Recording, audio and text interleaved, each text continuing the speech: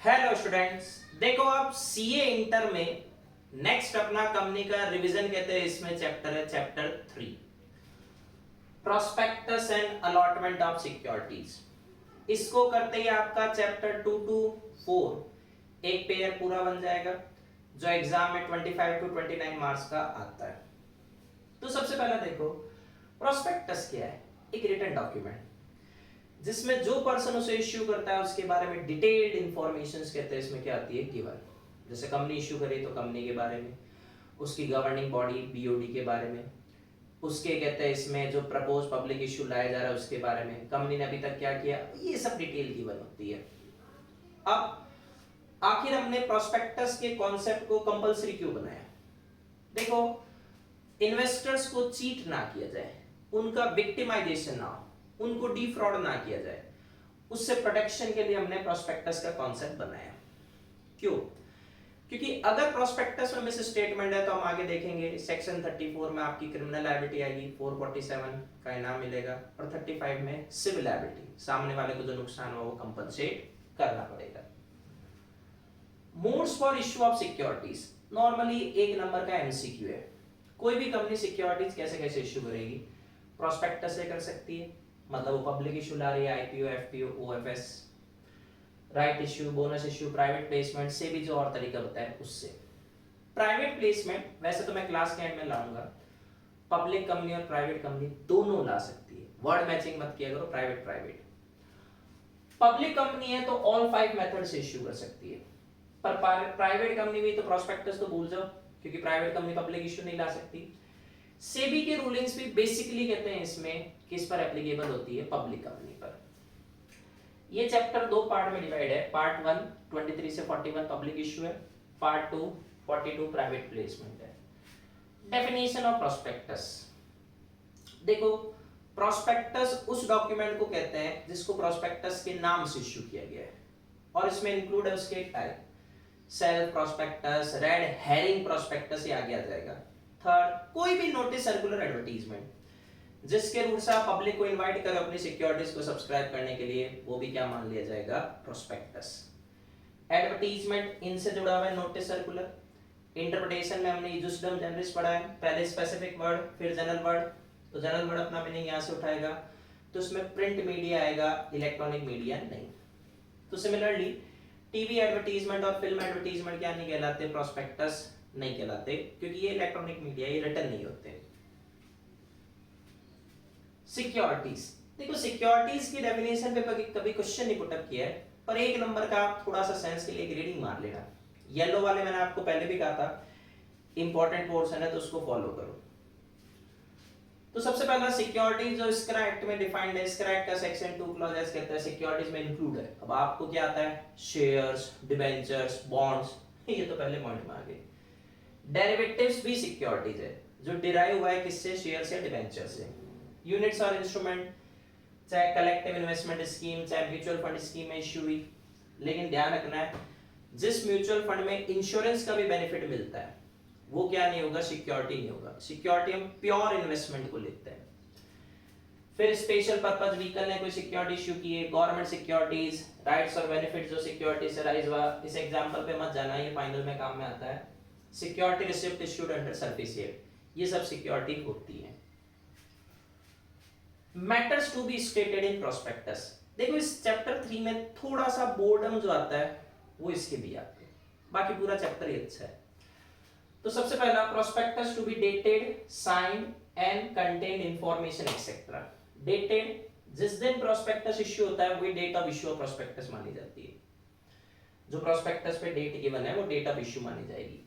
Signed, उन सारे persons के जिनका नेम प्रोस्पेक्टस में गिवन है, हम आगे देखेंगे, expert, director, propose director. Sign इसलिए करवाते हैं ताकि प्रोस्पेक्टस में मिस स्टेटमेंट हुआ तो ये फंस जाएंगे। कंटेंट्स, कंपनी के बारे में इंफॉर्मेशन जो प्रोस्पेक्टस इश्यू करी है, शुरुआत में कब बनी थी, क्या नाम था, उसके बाद में क्या डेवलपमेंट हुए। रिपोर्ट ऑन फाइनेंशियल इंफॉर्मेशन, ये थ्योरेटिकल क्वेश्चन आ सकता है। प्रोस्पेक्टस में एक कंपनी की फाइनेंशियल इंफॉर्मेशन के ऊपर रिपोर्ट गिवन होगी जिसमें वो मैटर बताएंगे जो सीबी, सीजी, सेबी से कंसल्ट करके बताए। पर सीजी को अभी तक कहते हैं इसमें किससे कंसल्ट करने का टाइम नहीं मिला, मतलब सेबी और सीजी का आपस में कंसल्टेशन नहीं हो पाया। तो फिर कहते हैं इसमें जो सेबी ने रेगुलेशंस बनाई है, जैसे सेबी आईसीडीआर रेगुलेशन 2009, वो एप्लीकेबल हो जाएगी। डिक्लेरेशन अबाउट कॉम्प्लायंस, प्रोस्पेक्टस में लिख देंगे sir companies act, SEBI act, securities contract regulation act, इनके रेगुलेशन सब कॉम्प्लाई हो गए। Non applicability of section 26 clause 1, देखो 26 क्लॉज 1 क्या कहता है, प्रोस्पेक्टस में भर भर के डिटेल दो। 26 क्लॉज 2 कह रहा है कि 26 क्लॉज 1 एप्लीकेबल नहीं है, मतलब वो भर भर के डिटेल देने की जरूरत कहते हैं इसमें कब नहीं पड़ेगी। तो सबसे पहला देखो, जिस पर्सन को ऑलरेडी कंपनी के बारे में या उसकी डिटेल के बारे में पता है, उसको फिर से डिटेल देने का क्या फायदा। जब आप सिक्योरिटीज अपने एग्जिस्टिंग मेंबर्स या डिवेंचर होल्डर्स को दे रहे हो, जैसे राइट इश्यू ला रहे हो, तो वो तो पहले से कंपनी के बारे में जानते हैं, तो उनको इतने डिटेल देने की जरूरत नहीं है। बोनाफाइड अंडरराइटिंग एग्रीमेंट, देखो अंडरराइटर कहते हैं इसमें कौन होता है, जो कंपनी की सिक्योरिटीज को अंडरराइट करता है। अब अंडरराइटर कंपनी के बारे में पहले से जानता है तो उसको भी डिटेल नहीं देनी। एक और वर्जन होता है जब कंपनी की सिक्योरिटीज पहले से रिकॉग्नाइज्ड स्टॉक एक्सचेंज पे लिस्टेड है, मतलब कंपनी एफपीओ ला रही है, तो आईपीओ के टाइम उसने डिटेल पहले दे दी। डिलीवरी या filing of copy of signed prospectus with ROC, prospectus public को बाद में इश्यू होगा, पहले उसकी कॉपी किसको फाइल करेंगे, आरओसी को। इस पे उन सारे पर्संस के साइन होंगे जिनके नेम दिए हुए हैं।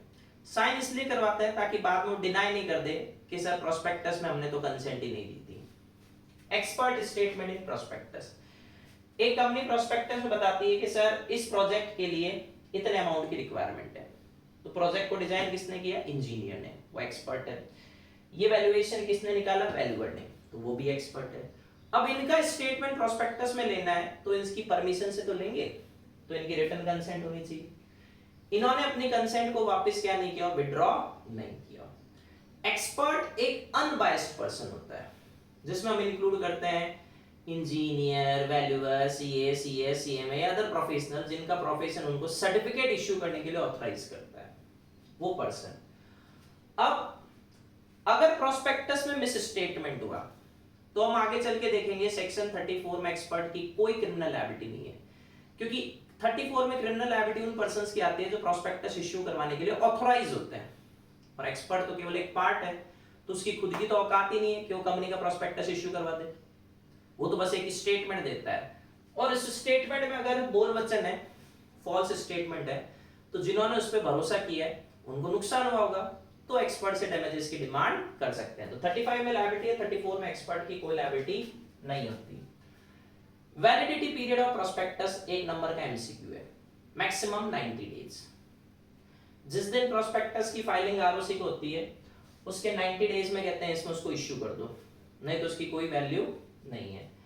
Disclosure on the face of prospectus, सारे डॉक्यूमेंट फाइल कर दिए, सारे कंप्लायंसेस हो गए। Penalty for contravention of section 26, अगर आपने प्रोस्पेक्टस की कॉपी आरओसी कोई फाइल नहीं की या प्रोस्पेक्टस इश्यू नहीं किया, तो कंपनी और डिफॉल्टिंग ऑफिसर पे 50,000 to 3 लाख का फाइन लगेगा। वैसे तो ज्यादा फाइन फॉलो नहीं करने पर ये वाला तो फॉलो करो। टाइप ऑफ प्रोस्पेक्टस अब हम 1 to 1 लेते हैं। सबसे पहला सेल्फ प्रोस्पेक्टस। सेल्फ प्रोस्पेक्टस आते ही माइंड में क्लिक होना चाहिए, अगर कोई कंपनी बार बार प्रोस्पेक्टस को इश्यू करने के झंझट से बचना चाहती है तो उसका सॉल्यूशन होता है self prospectus, self life, autonomous life. तो उस कंपनी को देखो क्या करना है, एग्जांपल से समझो। एक कंपनी है एक्स लिमिटेड, उसने प्रोस्पेक्टस इश्यू किया जिसमें अपने बारे में 10 पॉइंट्स बताए, ऐसी एग्जांपल है 1 Jan 23। इस दिन इसका first offer of securities open हो गया। अब सेल्फ प्रोस्पेक्टस की वैलिडिटी होती है 1 ईयर, और ये 1 ईयर स्टार्ट कब से हो जाएगा, जिस दिन फर्स्ट ऑफर ऑफ सिक्योरिटीज खुला। तो इस कहते हैं इसमें 1 Jan 23 से 1 ईयर तक कंपनी को जितनी भी सिक्योरिटीज इश्यू करनी है जो सेल्फ प्रोस्पेक्टस में स्पेसिफाई की है, उसके लिए नया प्रोस्पेक्टस देने की कोई जरूरत नहीं है, क्योंकि सेल्फ प्रोस्पेक्टस की वैलिडिटी कितनी है, 1 ईयर। तो मीन टाइम में अगर कंपनी ने कोई subsequent offer of securities open कर भी दिया तो नया प्रोस्पेक्टस नहीं देना। हाँ, फर्स्ट ऑफर इश्यू होने के बाद और सब्सिक्वेंट आने से पहले अगर कंपनी की पोजीशन में कोई चेंज हुआ है तो वो चेंज कंपनी इंफॉर्मेशन मेमोरेंडम के रूप से बता देगी। अब वो चेंज कंपनी की एसेट्स पे नए चार्ज क्रिएट करके हो सकता है, मतलब नया लोन लिया है, या फिर कंपनी की फाइनेंशियल पोजीशन में चेंज हो सकता है। तो वो प्रोस्पेक्टस जो सेबी द्वारा स्पेसिफाइड क्लास या क्लासेस ऑफ कंपनीज इश्यू करती है वो सेल प्रोस्पेक्टस है। वैलिडिटी 1 ईयर, बिगिन कहां से होगी, जिस दिन आपका फर्स्ट सिक्योरिटीज ऑफर ओपन हुआ। Red herring prospectus, red herring है, हियरिंग नहीं है। आते ही आपके माइंड में दो प्रोस्पेक्टस क्लिक होने चाहिए, एक इनकम्प्लीट इंफॉर्मेशन वाला, दूसरा कंप्लीट इंफॉर्मेशन वाला। इनकम्प्लीट इंफॉर्मेशन वाला प्रोस्पेक्टस कौन सा है, रेड हेरिंग, और कंप्लीट इंफॉर्मेशन वाला प्रोस्पेक्टस कौन सा है, फाइनल प्रोस्पेक्टस। तो पहले कौन सा इश्यू होगा, रेड हेरिंग। रेड हेरिंग में दो चीजें इनकम्प्लीट होती है, number 1 price, final price of issue, number 2 quantity of securities issued in a public issue. ये दोनों चीजें रेड हेरिंग प्रोस्पेक्टस में गिवन नहीं होती, क्योंकि मार्केट में फ्लक्चुएशन होता है। तो शुरुआत में आपने सोचा अब हम केवल एक आइडिया बता देते हैं कि सर पब्लिक इश्यू लाएंगे, एग्जैक्ट ना तो प्राइस बताए ना ही सिक्योरिटीज बताई, ठीक है। अब रेड हेरिंग प्रोस्पेक्टस इसमें इनकम्प्लीट डेटा है, तो किसी प्रोस्पेक्टस में तो कंप्लीट डेटा बताओगे, तो वो किसमें बताया जाएगा, final prospectus. Red herring prospectus की इनकम्प्लीट चीजें किसमें बताई जाती है, फाइनल में। तो पहले कौन सा प्रोस्पेक्टस इश्यू हुआ, red herring. Red herring prospectus ROC and SEBI को सब्सक्रिप्शन लिस्ट खुलने से कम 3 डेज बिफोर फाइल कर दिया जाता है। सिमिलरली फाइनल भी सेबी एंड आरओसी को फाइल करेंगे जब पब्लिक इश्यू क्लोज हो गया।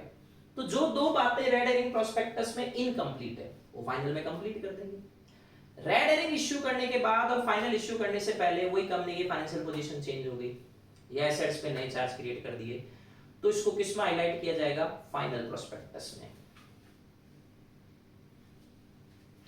ये तो छोड़ देना, ये समझाने की चीजें होती है कुछ क्लास में। एब्रीज प्रोस्पेक्टस, एब्रीज मतलब समराइज।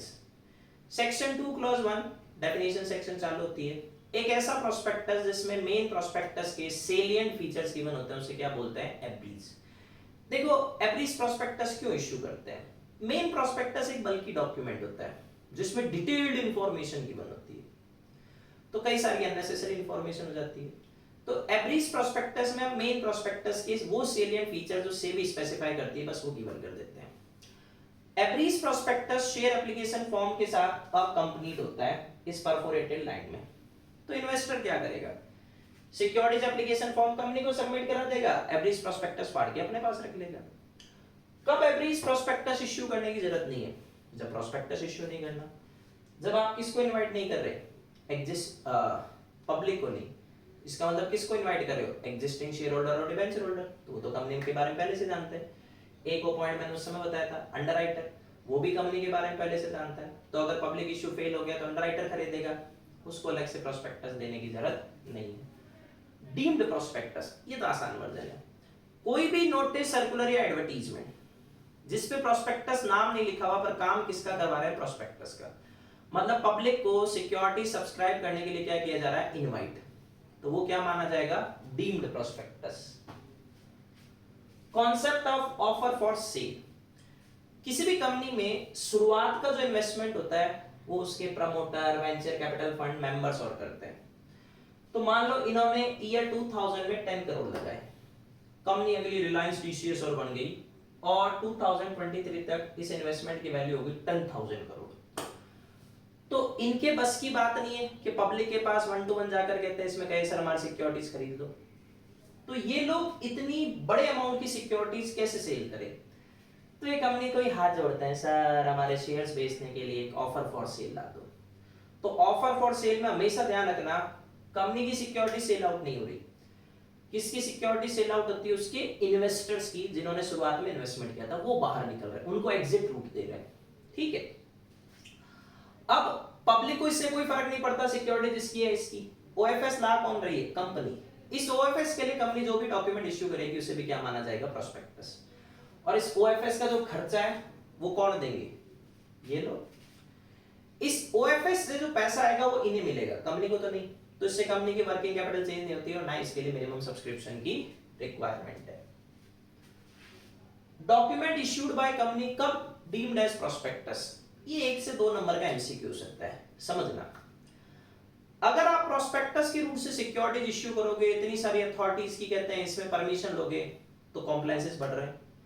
तो देखो कंपनी ने उसका क्या शॉर्टकट निकाला, एक कंपनी देखने के भी यहाँ पर अपनी सिक्योरिटी सेल आउट कर देती है किसी दूसरी कंपनी या फर्म को, ठीक है, लेकिन उसे पूरा पैसा नहीं देती। तो डाउट करने की एक वजह, क्या आपने वास्तव में सेल की? अब ये दूसरी कंपनी उस पहले वाली कंपनी से with in 6 months of purchase कहती है सर हमारी सिक्योरिटीज रीसेल कर दो, मतलब वो ओएफएस ला दो। अगर इसने एक्चुअल परचेजिंग सीधा कंपनी से की होगी तो बड़ा स्टेक खरीदा होगा, क्या उस बड़े स्टेक को इतने जल्दी बेचना चाहेगा 6 मंथ्स में? नहीं। तो अब ये कंपनी इस दूसरी कंपनी की सिक्योरिटीज को बेचने के लिए जो भी डॉक्यूमेंट इश्यू कर रही है वो क्या मान लिया जाएगा? प्रोस्पेक्टस। डाउट करने की एक भी वजह हुई, आपने पूरा पैसा नहीं लिया इसने इससे, ये विद इन 6 मंथ्स में बेच रहा है, तो ये कंपनी जो भी डॉक्यूमेंट इश्यू करेगी वो प्रोस्पेक्टस माना जाएगा, एक भी वजह हुई। और अगर आपने पूरा कंसिडरेशन ले लिया, उसने 6 मंथ्स के बाद रीसेल की होगी, तो अब ये कंपनी जो डॉक्यूमेंट इश्यू करेगी वो प्रोस्पेक्टस नहीं माना जाएगा। ये जो सेक्शन 25 है इसके ऊपर सेक्शन 26 भी एप्लीकेबल होगा। मतलब साइन कौन करेंगे? अगर ये लॉटी कोई कंपनी है तो उसके कहते हैं इसमें 2 डायरेक्टर्स, और अगर ये फर्म है तो मेजॉरिटी ऑफ पार्टनर्स। फिर साथ में इस डॉक्यूमेंट में बता देंगे इन दोनों के बीच में कॉन्ट्रैक्ट बना, उसे कब इंस्पेक्ट किया जा सकता है, कंपनी ने कितना पैसा लिया है, ये तो फॉर्मेलिटी है, वो काम कर रहा। Golden rule for framing of prospectus. देखो प्रोस्पेक्टस एक डॉक्यूमेंट है जिसमें डिटेल्ड इंफॉर्मेशन होती है।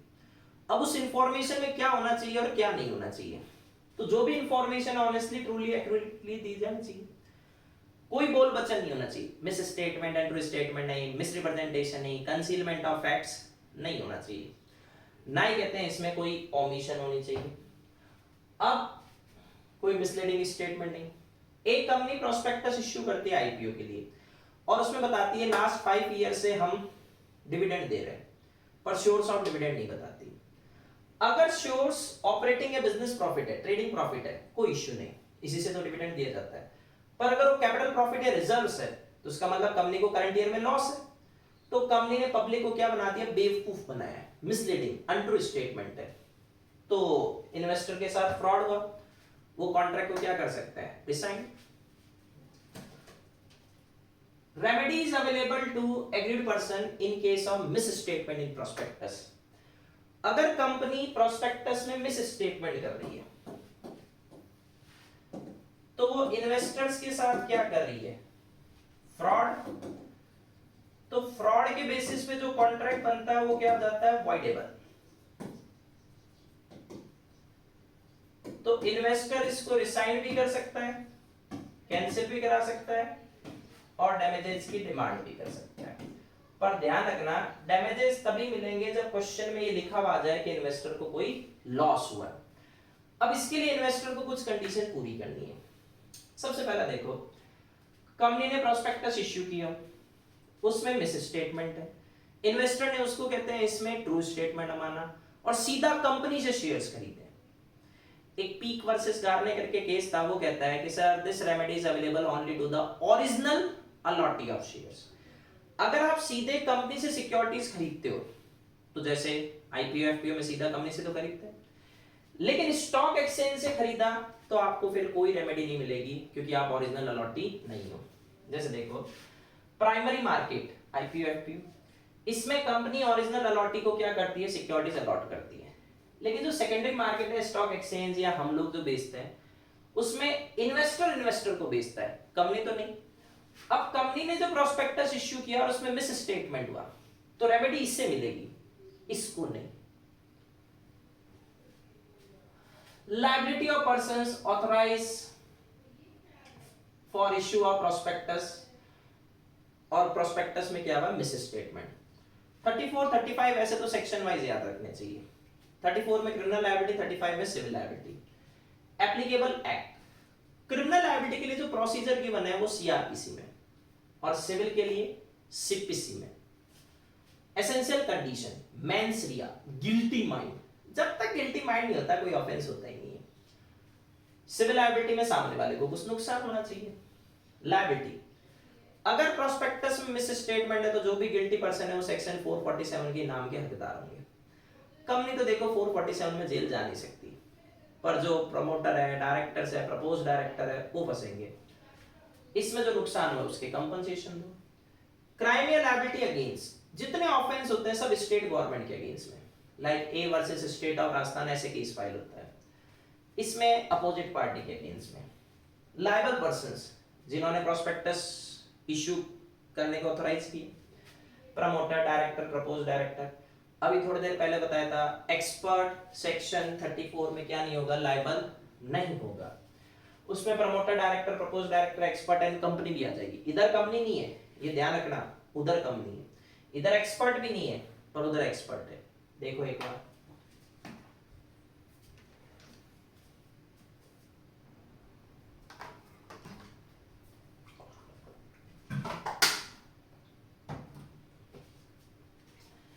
इसमें बस एक चीज ध्यान रखना, सिविल लायबिलिटी तभी आएगी जब क्वेश्चन में गिवन हो कि सामने वाले को नुकसान हुआ है, अदरवाइज आप डैमेजेस नहीं मांग सकते।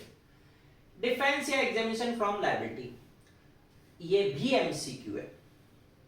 क्रिमिनल लायबिलिटी से कब आपको कहते हैं इसमें डिफेंस मिलेगा, जब आप साबित कर दो सर प्रोस्पेक्टस में जो मिस स्टेटमेंट था उसका तो कहता है इन्वेस्टमेंट से कोई लेना देना ही नहीं है, ये तो इमैटेरियल फैक्ट या ओमिशन है, कोई छोटी मोटी मिस्टेक। या फिर मेरे पास तो उस मिस स्टेटमेंट पे भरोसा करने के पूरे रीजनेबल ग्राउंड थे। Immaterial facts, reasonable ground to believe on truthfulness of untrue statement. Civil liability वो कहता है सर प्रोस्पेक्टस तो मेरी नॉलेज है कंसेंट के बिना इश्यू हुआ, इसलिए हम पहले उसके क्या करवाते हैं, साइन। या वो अपनी कंसेंट को क्या कर लेता है, विड्रॉ। जैसे पहले उसने कंसेंट दी डायरेक्टर बनने की, एक्सपर्ट की, लेकिन प्रोस्पेक्टस का रजिस्ट्रेशन आरओसी से होने से पहले पहले उसने इसको विड्रॉ कर लिया। सेकंड थिंग, जिस दिन उसे अनट्रू स्टेटमेंट की नॉलेज हुई उसने न्यूज़पेपर एडवर्टाइजमेंट इश्यू करके कह दिया सर मैं तो इनको सत्य वचन मान रहा था पर ये तो बोल वचन निकले। मिस स्टेटमेंट किसके ऊपर बेस्ड है, दूसरे एक्सपर्ट की रिपोर्ट पर। एक एक्सपर्ट की रिपोर्ट से दूसरे एक्सपर्ट की रिपोर्ट गलत हो गई तो दूसरा एक्सपर्ट क्या करेगा, सर ये तो पहले वाले एक्सपर्ट की गलती थी। लेकिन प्रमोटर की कहते हैं इसमें रिपोर्ट पर कोई गलती की है, उसके लिए आपको कोई डिफेंस नहीं मिलेगा। Position of expert for miss statement in prospectus, ये पॉइंट सेम है, बस एक पॉइंट एक्स्ट्रा है, और एक्सपर्ट की क्रिमिनल लायबिलिटी नहीं होती। वो एक्स्ट्रा पॉइंट कौन सा है, जब मिस स्टेटमेंट एक्सपर्ट की कैपेसिटी में नहीं। अब मैं एडवोकेट हूं, मुझे कई सारे स्टूडेंट कहते हैं ऐसे ही लीगल एडवाइस मांगते हैं, अब मैं प्रैक्टिसिंग तो नहीं क्योंकि मेरे तो दिन भर क्लासेस चलती रहती है, तो मैं उनको जो ओपिनियन होती है वो बता देता हूं, तो एक्सपर्ट की कैपेसिटी थोड़ी है, मैं कौन सा उनसे पैसा चार्ज कर रहा हूं। पनिशमेंट फॉर फ्रॉड, 447 की पेनल्टी ध्यान रखना। एक बंदा दूसरे बंदे को, कंपनी को, शेयर होल्डर्स को, क्रेडिटर्स को, गवर्नमेंट को, इनकम टैक्स अथॉरिटीज को, XYZ जो भी है, उनको अपने एक्ट, ओमिशन या कंसीलमेंट ऑफ फैक्ट करता है जिससे उनको बेवकूफ बना सके, चाहे वो रॉन्गफुल गेन या लॉस के लिए हो या नहीं हो, मतलब जिस गेन के लिए आप एंटाइटल नहीं थे फिर भी बनाया वो रॉन्गफुल गेन। जो लॉस आपको होना चाहिए था पर आपने टोपी किसी और को पहना दी, वो रॉन्गफुल लॉस से आप अपने आप को बचा रहे हो, तो उसको 447 का इनाम मिलेगा। इनाम क्या है, देखो फ्रॉड गरीब अमाउंट का या अमीर अमाउंट का, अगर फ्रॉड लेस देन 10 लाख या 1% ऑफ टर्नओवर ऑफ कंपनी है तो सजा क्या है, 5 इयर्स का इंप्रिजनमेंट, 20 लाख का फाइन जो बाद में बढ़ाकर 50 लाख कर दिया, और with both. Amount of fraud अगर 10 लाख या फिर 1% और more of turnover of company है तो सजा ज्यादा है। ये सजा आपको याद होनी चाहिए, मुझे नहीं लगता ये पूछेगा, ये देगा। तो इंप्रिजनमेंट एंड फाइन है, दोनों लगेंगे। मिनिमम पब्लिक इंटरेस्ट इन्वॉल्व नहीं तो 6 मंथ्स, और पब्लिक को बेवकूफ बनाया तो 3 years, maximum 10 years. Minimum fine जितने का फ्रॉड किया मैक्सिमम 10 इयर्स तक, ये याद रखनी है penalty. Punishment for fraudulently inducing person to invest money, अगर आप किसी को कहते हैं इसमें चीट करते हो कि सर इस कंपनी के शेयर्स में पैसा लगा दो, पैसा रातों रात बढ़ जाएगा, आपका मैं प्रॉफिट करा दूंगा, या फिर आपको लोन और दिला दूंगा, और आपको पता आप ऐसा कुछ नहीं कर सकते, तो उस महापुरुष को कहते हैं इसमें फिर 447 का इनाम मिलेगा। Public issue of securities to be made in dematerialised form, देखो कोई भी कंपनी अगर पब्लिक इश्यू ला रही है तो केवल और केवल कौन से फॉर्म में आएगा, डीमैटेरियलाइज्ड फॉर्म में। और उस कंपनी के कहते हैं इसमें जो प्रमोटर और की सिक्योरिटीज है उसको भी कौन से फॉर्म में कन्वर्ट करना है, डीमेटलाइज फॉर्म में। एक ये रूल 9A का कनेक्शन ध्यान रखना, ये वाला वर्जन तो अनलिस्टेड कंपनी है, अनलिस्टेड। नॉर्मल पब्लिक इश्यू कौन सी कंपनी लाती है, लिस्टेड या propose listed company. Unlisted company की सिक्योरिटीज भी आज के टाइम में केवल डीमेटलाइज फॉर्म में आएगी, केवल डीमेटलाइज फॉर्म में। चाहे इश्यू लाओ, चाहे right issue, bonus issue, buyback, कुछ भी, ट्रांसफर, ट्रांसमिशन, सब के सब केवल कौन से फॉर्म में होंगे, डीमेटलाइज। पर ये फॉर्मूला किस पर एप्लीकेबल नहीं है, निधि कंपनी, गवर्नमेंट कंपनी या होली ओन्ड सब्सिडरी कंपनी, ये आज भी पब्लिक इश्यू फिजिकल फॉर्म में ला सकती है। अब डीमेटलाइज फॉर्म का मतलब डिपॉजिटरी का कनेक्शन। तो डिपॉजिटरी कौन सा सोशल सर्विस कर रहा है, पहले से एप्लीकेशन दो सर, सिक्योरिटीज फिजिकल फॉर्म से डीमेटलाइज फॉर्म में कन्वर्ट कर दो, तो उसकी एप्लीकेशन फीस लगेगी। अब ट्रेडिंग कौन से फॉर्म में होगी, डीमेटलाइज फॉर्म में। तो 2 इयर्स की आपको क्या देनी है, सिक्योरिटी डिपॉजिट, ये ध्यान रखना, 2 इयर्स की सेफ्टी उसकी होनी चाहिए। कॉम्प्लायंस ऑफ प्रोविजन ये फॉलो कर लो। Duty of holder of securities 2 अक्टूबर गांधी जयंती 2018 से या उसके बाद चाहे सिक्योरिटीज खरीदनी है चाहे बेचनी है, केवल और केवल कौन से फॉर्म में, dematerialise form. Grievances redressal mechanism, grievances problem redressal solution. Holder of securities अगर उसको लगता है कि मैंने जितनी सिक्योरिटीज खरीदी उतनी तो मेरे डीमेट अकाउंट में नहीं है, तो पहले तो डिपॉजिटरी से कहेगा, वहां से सॉल्यूशन नहीं हुआ तो फिर वो आईपीएफ अथॉरिटी के पास चला जाएगा। 2 रेमेडी अवेलेबल है, ये हाफ ईयरली रिटर्न तो छोड़ दो, 6 मंथ्स पे हाफ ईयर खत्म होता है, उससे 60 डेज में। Conversion of holding of promoter director and KMP of unlisted securities in dematerialised form. जब पब्लिक को आप केवल डीमेटलाइज्ड फॉर्म में दोगे तो आपके बंदों की सिक्योरिटीज फिजिकल फॉर्म में कैसे रहेगी। कॉन्सेप्ट ऑफ डीमेटलाइज्ड फॉर्म, जब आप electronically securities issue, transfer, buyback और करते हो, वो डीमेटलाइज्ड फॉर्म है। फायदा क्या है, जो कुछ हो रहा है हमारी आंखों के सामने हो रहा है, तो चीटिंग का कॉन्सेप्ट खत्म हो जाता है। और डीमेट अकाउंट के साथ एक बैंक अकाउंट एफिलिएटेड है, तो पैसा आएगा और जाएगा उसी अकाउंट से, तो और सेफ्टी बन जाती है।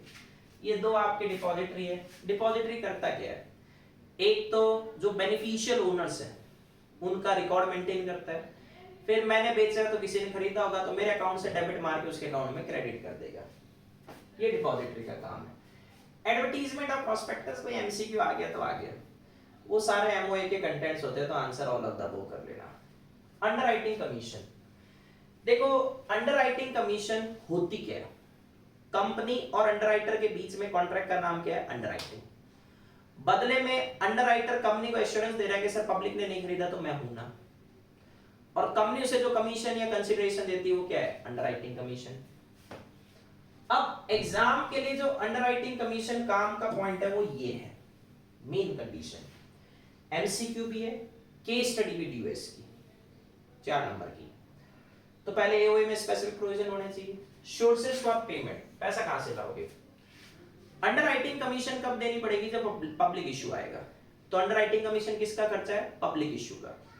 तो पब्लिक इश्यू के जो प्रोसीड आएंगे, कैपिटल भी है प्रीमियम भी है, उससे दे सकते हैं।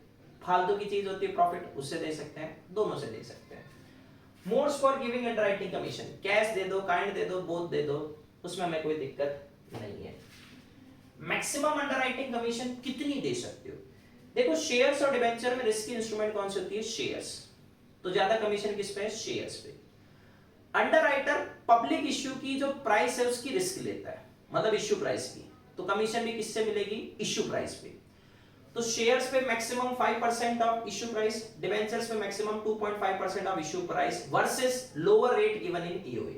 मतलब एओए में अगर रेट इससे कम है तो फिर वो होगी, उससे ज्यादा नहीं दे सकते। अंडरराइटिंग कॉन्ट्रैक्ट की कॉपी जब प्रोस्पेक्टस आरओसी को फाइल करते हैं उस समय दे देंगे, उसमें बता देंगे अंडरराइटर कौन है, कितनी अंडरराइटिंग की है, सिक्योरिटीज कौन सी, डिटेल। अंडरराइटिंग कमीशन केवल उन सिक्योरिटीज पे देंगे जो पब्लिक को दी गई है। जो एचएनआई इन्वेस्टर्स होते हैं, क्वालिफाइड कहते हैं, इंस्टीट्यूशनल बायर्स और होते हैं, एनआईआईज होते हैं, उनको अंडरराइटिंग कमीशन देने की जरूरत नहीं है। मेंबर वर्सेस शेयर होल्डर, देखो किसी भी कंपनी में मिनिमम मेंबर्स चाहिए, तो मेंबर्स तो कोई सी भी कंपनी उसमें होंगे, चाहे वो हैविंग शेयर कैपिटल है चाहे हैविंग नो शेयर कैपिटल। पर शेयर होल्डर केवल उसी कंपनी में होंगे जिसके पास शेयर कैपिटल होती है। मेंबर जिसका नाम आरओआई में लिखा हुआ है, शेयर होल्डर जो शेयर्स को फिजिकली होल्ड करता है।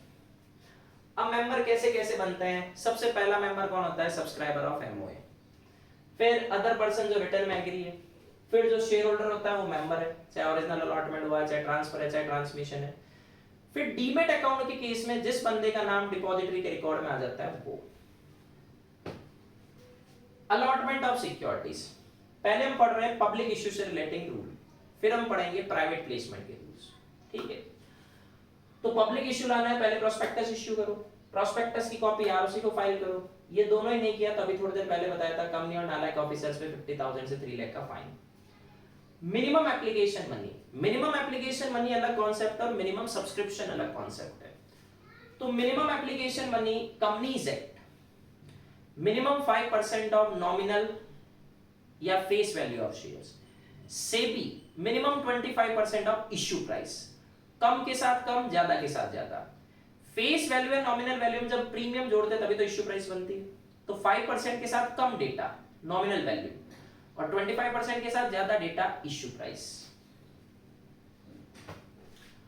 प्रोस्पेक्टस में डिफरेंट रेट गिवन हो सकती है मिनिमम एप्लीकेशन मनी की।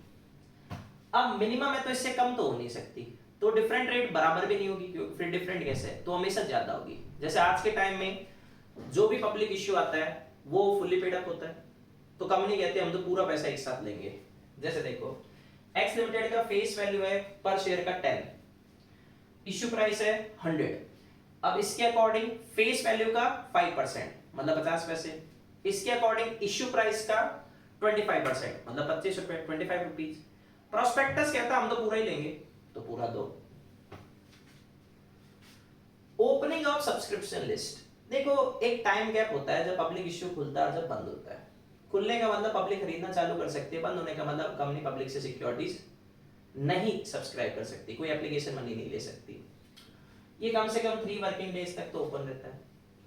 Deposit of amount of application money, जो एप्लीकेशन मनी आएगी वो शेड्यूल्ड बैंक के सेपरेट बैंक अकाउंट में जमा कराएंगे, नॉर्मल बैंक में नहीं। सेपरेट बैंक अकाउंट में इसलिए ताकि बिजनेस पर्पस के लिए विड्रॉ ना हो जाए। जब तक मिनिमम सब्सक्रिप्शन आपको नहीं मिल जाता पैसा आपका है ही नहीं। तो पहले मिनिमम एप्लीकेशन मनी लो, फिर मिनिमम सब्सक्रिप्शन लो, उसके बाद कोई भी कंपनी क्या कर सकती है? अलॉटमेंट। मिनिमम सब्सक्रिप्शन क्यों बनाया कॉन्सेप्ट? एक लोकल प्रोवर्ब होती है, ओछी पूंजी धनी ने खाए। शॉर्ट कैपिटल हमेशा उसके ओनर को परेशान करती है। वो बिजनेस चालू ही क्यों करते हो जिसमें पूरा पैसा नहीं? तो मिनिमम सब्सक्रिप्शन कंपनी को इनसफिशिएंट फंड से बिजनेस करने से रोकना है, क्योंकि बिजनेस अटक जाएगा। पैसा किसका डूबेगा? इन्वेस्टर का। इससे बढ़िया चालू मत करो। कितना मिनिमम सब्सक्रिप्शन चाहिए?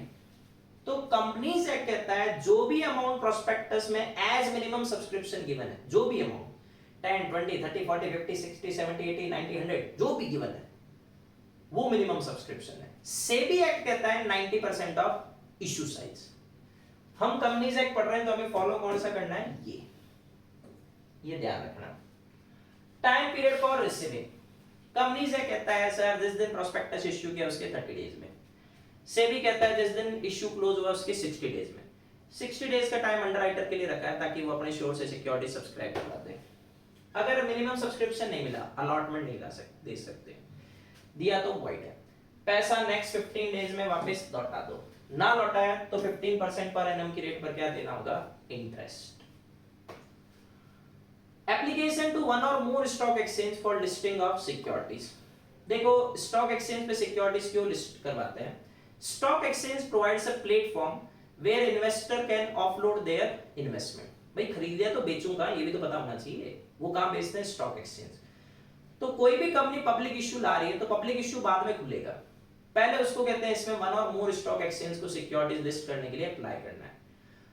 एक ने भी मना कर दिया, मतलब आपने 2 स्टॉक एक्सचेंज को अप्लाई किया और एक ने मना कर दिया, आप पब्लिक इश्यू नहीं ला सकते। आपने स्टॉक एक्सचेंज को अप्लाई नहीं किया फिर आप पब्लिक इश्यू नहीं ला सकते। एक ने भी मना कर दिया, ये ध्यान रखना।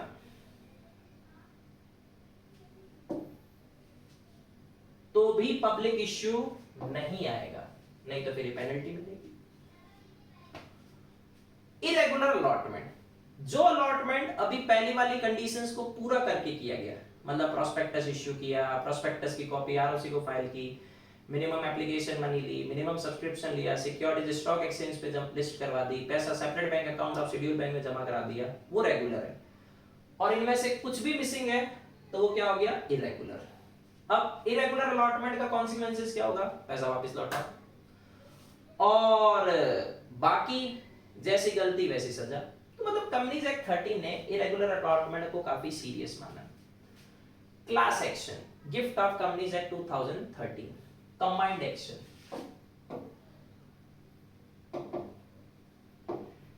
एक कंपनी ने प्रोस्पेक्टस इश्यू किया, उसमें मिस स्टेटमेंट था, 1 लाख एग्रीड इन्वेस्टर्स हैं, उनके पास दो option, separate actions, normal action, 1 lakh case file हो जाएंगे, 1 combined action, class action.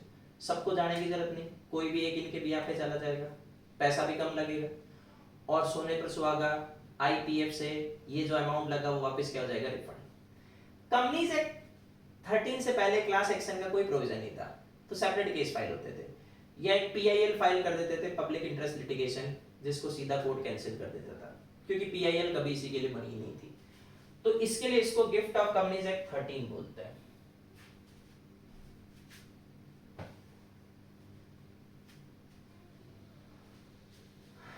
Return of allotment, पैसा रिटर्न नहीं करना है, डॉक्यूमेंट को भी तो रिटर्न बोलते हैं, to be filed with ROC. कोई भी कंपनी किसी भी तरीके से सिक्योरिटीज अलॉट करे, फॉर्म पीएस3 में विद इन 30 डेज में उसकी डिटेल किसको फाइल कर देगी, आरओसी को, उसको हम क्या बोलते हैं, return of allotment. Variation in terms of contract और ऑब्जेक्ट्स स्पेसिफाइड इन प्रोस्पेक्टस। आपने प्रोस्पेक्टस में कहा सर इस पर्पस के लिए पैसा ले रहे हैं, तो अब डॉक्ट्राइन ऑफ अल्ट्रावायरस एप्लीकेबल है, अब आप डिफरेंट पर्पस में पैसा नहीं लगा सकते। अगर लगाना है तो शेयर होल्डर की consent, SR by postal ballot लो, ठीक है। दूसरी बात, वो जो डिफरेंट पर्पस है वो क्या नहीं होना चाहिए, किसी लिस्टेड कंपनी की सिक्योरिटीज मतलब इक्विटी शेयर्स में बाइंग सेलिंग डीलिंग ये कभी नहीं होना चाहिए। और कंपनी इन्वेस्टर्स को अपॉर्चुनिटी ऑफ एग्जिट देगी अपना पैसा वापस लौटाने का, और 2 न्यूज़पेपर में एडवर्टाइजमेंट देगी। तो मतलब जिस पर्पस के लिए पैसा ले रहे हो उसी में लगाओ, चेंज करना है तो पहले शेयर होल्डर की कंसेंट लो। प्राइवेट प्लेसमेंट, ये अपना लास्ट टॉपिक आ गया, पीपी। सबसे पहला बेसिक, इसे पब्लिक एंड प्राइवेट कंपनी दोनों इश्यू कर सकती है। मीनिंग देखो, आपने जनरल ऑफर और स्पेसिफिक ऑफर सुना होगा, तो प्राइवेट प्लेसमेंट कौन सा ऑफर है, स्पेसिफिक, इसमें बंदे पहले से फिक्स होते हैं। जनरल ऑफर में बंदा पहले से फिक्स नहीं होता है, कोई भी आकर उसे एक्सेप्ट कर सकता है। प्राइवेट प्लेसमेंट में जिसको आपने ऑफर दिया है वही आकर उसे क्या करेगा, एक्सेप्ट करेगा। तो जब कोई company offer N invitation for subscription of securities select group of persons को देती है, identified persons, by private placement offer come application, जैसे आप ये एप्लीकेशन फिलअप करके दोगे, मान ले जाएगा आपने ऑफर एक्सेप्ट कर लिया, उसको क्या बोलते हैं, प्राइवेट प्लेसमेंट। प्राइवेट प्लेसमेंट में बंदे पहले से फिक्स हैं, तो इसका कोई एडवर्टाइजमेंट या पब्लिसिटी नहीं होगा। Conditions of PP, board meeting में बीआर पास करो, जनरल मीटिंग में एसआर, बीआर एसआर की कॉपी एक सेंट्रल रजिस्ट्री होती है उसको फाइल कर दो, फालतू। सबसे काम का पॉइंट,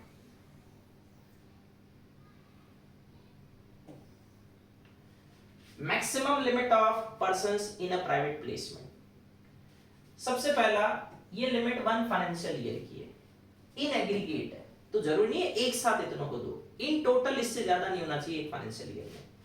सेक्शन 4250 बोलता है हमें फॉलो क्या करना है, रूल 14, मैक्सिमम 200 पर्संस। इसमें एक्सक्लूड किसको करेंगे, क्यूआईबी, एम्प्लॉइज ऑफ ईसोप, ये दोनों इस 200 की लिमिट में काउंट नहीं होंगे। और खतरनाक चीज, ये 200 पर पर्सन पर financial year, excluding employees of ESOP and QIB, ये ईच काइंड ऑफ सिक्योरिटीज है। इक्विटी शेयर्स के लिए 200 है, प्रेफरेंस शेयर्स के लिए 200 है, डिबेंचर्स के लिए 200 है, सबके लिए अलग अलग 200 की लिमिट है। 1 फाइनेंशियल ईयर, ये 200 की लिमिट एनबीएफसी और HFC, non banking financial company और हाउसिंग फाइनेंशियल कंपनी पर एप्लीकेबल नहीं है। अगर पीपी का ऑफर इससे ज्यादा बंदों को दे दिया तो यहां तक तो पीपी है और उसके ऊपर पब्लिक इश्यू है। पब्लिक इश्यू होने का मतलब चैप्टर 3 का पार्ट 1 क्या हो जाएगा, एप्लीकेबल। ऑफर ऑफ पीपी किसको देंगे, केवल उन बंदों का जिसका रिकॉर्ड कंपनी के पास है, मतलब जो रजिस्टर्ड है नेम एंड एड्रेस के साथ कंपनी के पास। नो राइट ऑफ रेन्यूंसिएशन, पीपी का ऑफर पहले से आइडेंटिफाइड पर्संस को जा रहा है, तो आप उसे किसी और को पास ऑन नहीं कर सकते। कंपनी ने इसको ऑफर दिया तो ये किसी और को पास ऑन नहीं कर सकता, मतलब रिनाउंस नहीं कर सकता। Modes of payment in PP, देखो कैश अलाउड नहीं है कुल मिलाकर। बाकी आप कहते हैं इसमें पेमेंट किसी न किसी बैंकिंग रूट से कर दो, चेक दे दो, डीडी दे दो, नेट बैंकिंग कर दो, कैश अलाउड नहीं है। हाँ, अगर offer of PP joint holders को दिया है तो पैसा किसके अकाउंट से कटेगा, फर्स्ट नेम्ड के, और अगर एक कोई दिया है तो सीधा उसके अकाउंट से कट जाएगा। Deposit of amount of application money in PP, देखो सबसे पहला पीपी में कोई मिनिमम एप्लीकेशन मनी नहीं है, कितने भी अमाउंट का हो सकता है। Separate bank account of schedule bank, utilise किसके लिए करेंगे, या तो अलॉटमेंट या फिर रिफंड। तो अलॉटमेंट कब तक करना है, 60 डेज जिस दिन आपको एप्लीकेशन मनी मिली, नहीं तो फिर नेक्स्ट 15 डेज में रिफंड कर दो। नहीं किया तो इंटरेस्ट 60th डे के एंड से लगने लग जाएगा, मतलब एक ग्रेस पीरियड नहीं मिलेगा 61 डे से, कितना 12% पर एनम। पब्लिक इशू में इंटरेस्ट कितना था 15, और प्राइवेट प्लेसमेंट में 12, कम के साथ कम, ज्यादा के साथ ज्यादा। तो पब्लिक इशू बड़ा होता है तो वहां 15%, प्राइवेट प्लेसमेंट छोटा होता है तो वहां 12% है। और जो मैंने आपसे पहले भी कहा था, ये तो मैं खत्म कर दूंगा, टाइम नहीं लगेगा, फिर मैं क्या भूल जाता हूँ। रिवीजन वीडियो जब देख रहे हो उसका बेसिक प्रिंसिपल है, साथ में नोट्स भी आंखों से गो थ्रू करो। आईज एंड ईयर कोऑर्डिनेशन होना चाहिए, मजा आ जाएगा आपको। एक कॉन्सेप्ट में कुछ से नहीं है, सब वापस के रिवाइज हो जाएंगे। क्वेश्चंस करो, जो वीएसआई मॉड्यूल आपको मैंने दे रखा था उसमें भर भर के क्वेश्चंस, उसको फॉलो करो, ठीक है। और जब वीडियो देखते हो तो आपका ही फायदा है, वो कैसा लगा तो नानायक को कम से कम उसके कमेंट तो डाल दिया करो, कमेंट लाइक शेयर इतना तो करो, मतलब इतनी मेहनत आपके लिए कर रहा हूं तो इतना तो हक बनता है, तो ये करो। Return of PP two be filed with ROC, देखो पब्लिक इशू में रिटर्न कितने डेज में फाइल हुआ, 30 या 15 है, वही कितने अलॉटीज थे, कितना सिक्योरिटीज अलॉट किया, कौन से सिक्योरिटीज अलॉट किया, 15 डेज फ्रॉम PS3 वो रिपीट है।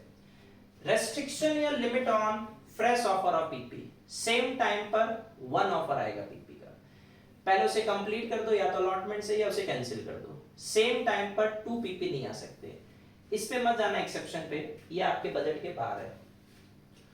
Offer of PP in 1 financial year and allotment in another financial year, मतलब मार्च 23 में आपने पीपी का ऑफर दिया, अलॉटमेंट अप्रैल 23 में किया, तो लिमिट किसकी खाएगा, जिस साल आपने ऑफर दिया मार्च 23 की, यहाँ फाइनेंशियल ईयर का कनेक्शन है, तो आप नेक्स्ट जो फाइनेंशियल ईयर है उसमें नया पीपी ला सकते हो, कोई दिक्कत नहीं है।